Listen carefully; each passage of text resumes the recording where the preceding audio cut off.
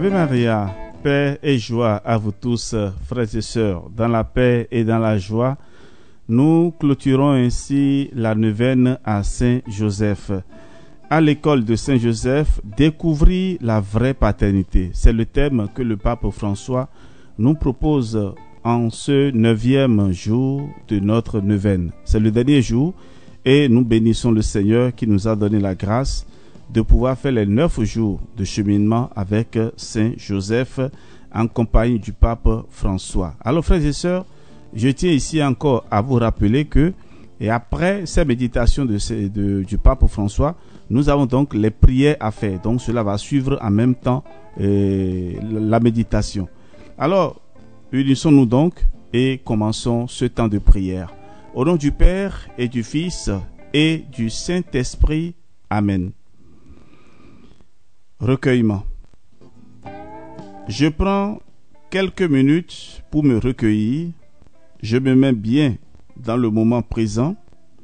Je respire profondément et calmement. Je laisse de côté tout souci, toute inquiétude et j'accueille avec confiance la présence de Dieu qui est là, tout près de moi et qui m'aime.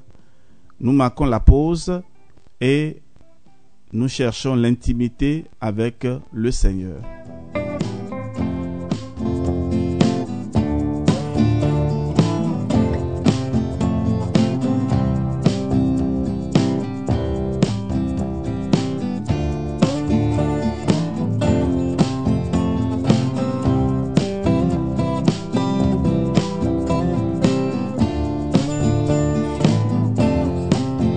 Invocation à l'Esprit Saint.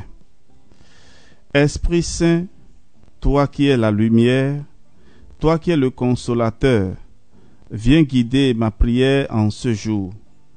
Viens me remplir de ta douce présence. Éveille mon cœur à l'amour de Dieu.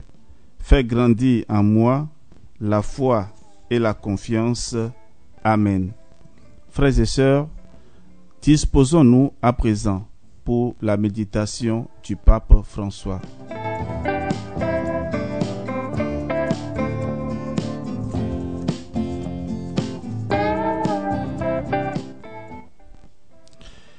L'écrivain polonais Jan Dabrowski, dans son livre L'ombre du Père, a raconté la vie de Saint Joseph sous forme de roman. Avec l'image révélatrice de l'ombre, il définit la figure de Joseph, qui est pour Jésus l'ombre sur la terre du Père céleste. Il le garde, le protège, ne se détache jamais de lui pour suivre ses pas. Pensons à ce que Moïse rappelle à Israël. Tu l'as vu aussi au désert. Le Seigneur ton Dieu te soutenait comme un homme soutient son fils. Deutéronome 1, 31. C'est ainsi que Joseph a exercé la paternité pendant toute sa vie. On ne naît pas père, on le devient. Et on ne le devient pas seulement parce qu'on met au monde un enfant, mais parce qu'on prend soin de lui de manière responsable. Toutes les fois que quelqu'un assume la responsabilité de la vie d'un autre, dans un certain sens, il exerce une paternité à son égard. Dans la société de notre temps, les enfants semblent souvent être orphelins de père.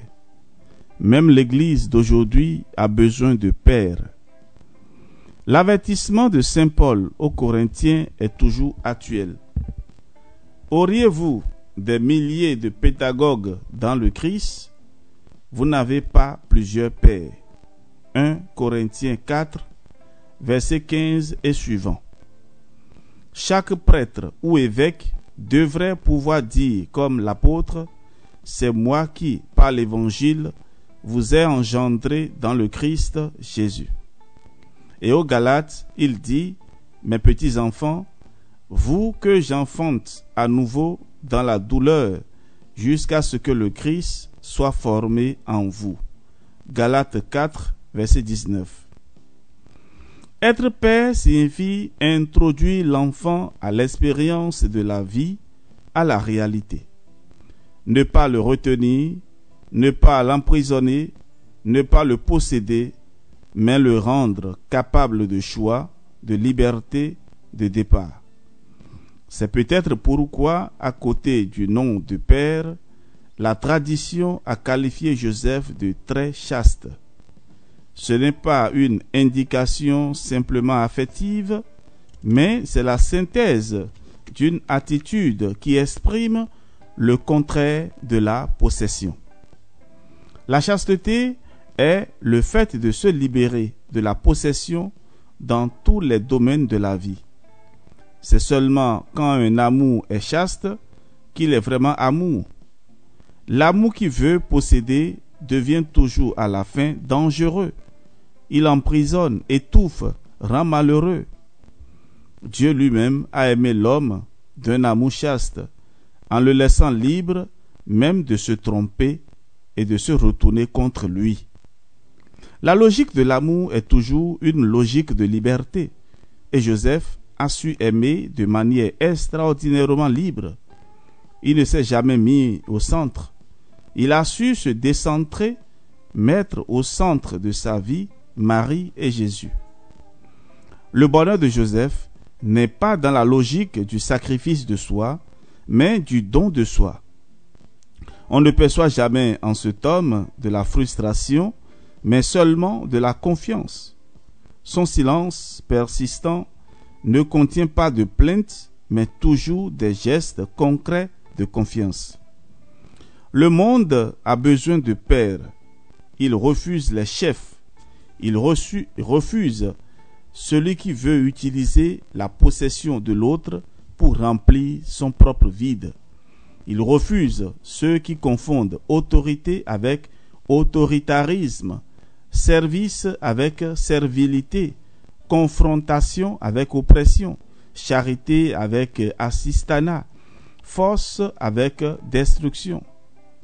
Toute vraie vocation naît du don de soi qui est la maturation du simple sacrifice.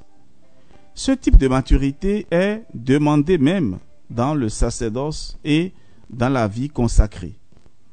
Là où une vocation matrimoniale, célibataire ou virginale n'arrive pas à la maturation du don de soi en s'arrêtant seulement à la logique du sacrifice, alors, au lieu de se faire signe de la beauté et de la joie de l'amour, elle risque d'exprimer malheur, tristesse et frustration.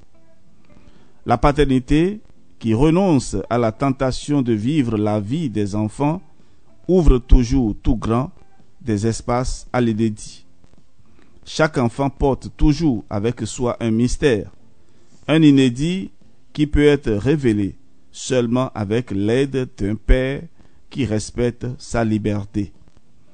Un père qui est conscient de compléter son action éducative et de vivre pleinement la paternité seulement quand il s'est rendu inutile, quand il voit que l'enfant est autonome et marche tout seul sur les sentiers de la vie, quand il se met dans la situation de Joseph, qui a toujours su que cet enfant n'était pas le sien, mais avait été simplement confié à ses soins.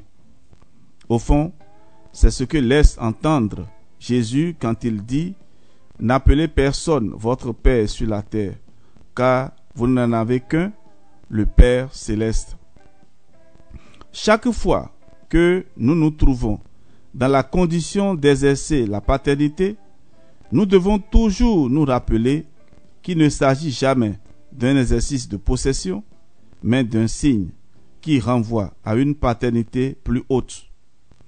En un certain sens, nous sommes toujours tous dans la condition de Joseph, une ombre de l'unique Père céleste qui fait lever son soleil sur les méchants et sur les bons, et tomber la pluie sur les justes et sur les injustes, et une ombre qui suit le Fils.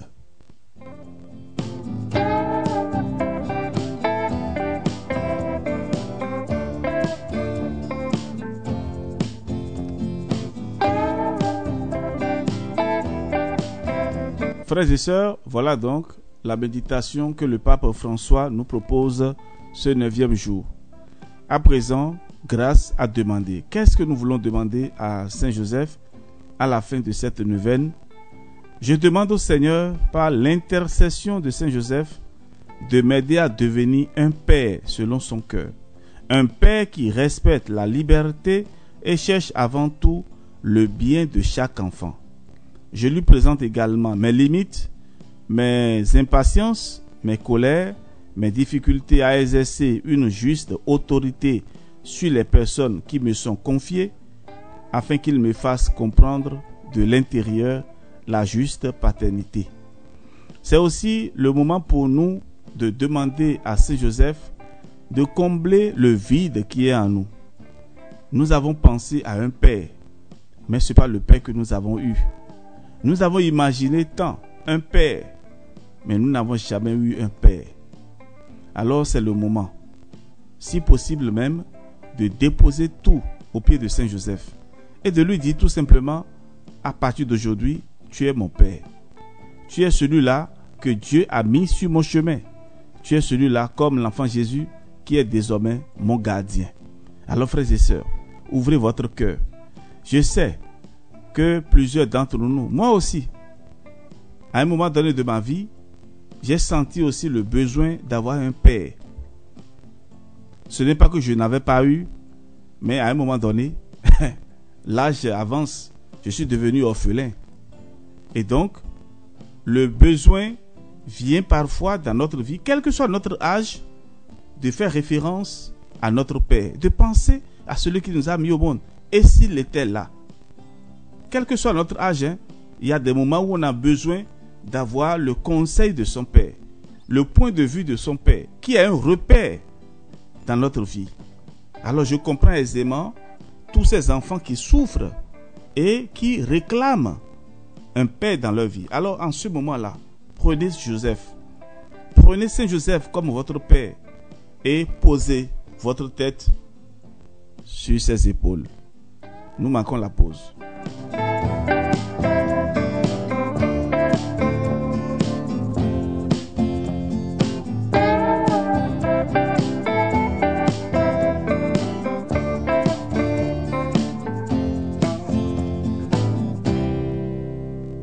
Alors, frères et sœurs, à présent, après ce dialogue intérieur avec Saint Joseph, voici la parole à méditer.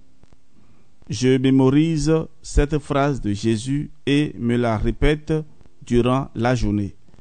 N'appelez personne votre Père sur la terre, car vous n'en avez qu'un, le Père céleste. Matthieu chapitre 23, verset 9. N'appelez personne votre Père sur la terre, car vous n'en avez qu'un, le Père céleste. Confions-nous à présent à Saint Joseph avec cette prière. Salut, gardien du Rédempteur, époux de la Vierge Marie. À toi Dieu a confié son Fils, en toi Marie a remis sa confiance. Avec toi le Christ est devenu homme. Ô bienheureux Joseph, montre-toi aussi un père pour nous. Montre-toi un père pour moi et conduis-nous sur le chemin de la vie. Obtiens-nous grâce, miséricorde et courage et défends-nous de tout mal. Amen. Que Dieu Tout-Puissant et Miséricordieux nous bénisse et nous garde, le Père, le Fils et le Saint-Esprit. Amen. Frères et sœurs, nous bénissons le Seigneur pour ces 9 jours passés en compagnie de Saint Joseph au cours de cette neuvaine où nous vous avons présenté les méditations du pape François intitulées 9 jours avec Saint Joseph, grandi dans l'abandon à la providence. Et nous avons eu l'occasion vraiment de suivre d'excellentes méditations qui nous rappellent vraiment à l'essentiel. Nous disons merci au pape François. Merci aussi à tous ceux et celles qui, depuis le début, ont participé à ce temps de prière. Votre serviteur, le Père Jean-Raphaël Marie Tonouji, je me mets à votre disposition si vous avez des questions particulières et écrivez-nous par WhatsApp plus 229 67 20 14 14.